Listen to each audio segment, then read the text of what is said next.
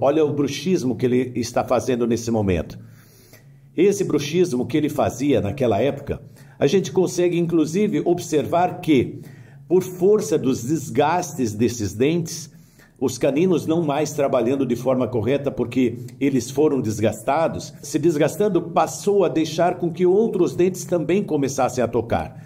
Esteticamente os dentes até aparecem, mas nós temos um comprometimento não só na estética, mas também na função. Observem aí, quando o paciente faz uma projeção para uma protrusão, todos os dentes estão se tocando, o que não é o correto. A gente sabe muito bem disso.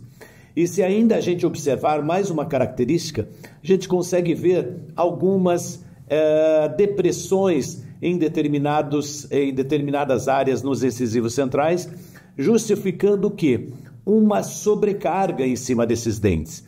É óbvio que em muitos casos a gente vê desgastes exagerados na região de abfração, na região de premolares, molares, incisivos centrais. Aqui a gente tem uma depressão, provavelmente por conta dessa condição de uma tensão muito grande em cima dessa estrutura, fazendo funções que ela não pode executar.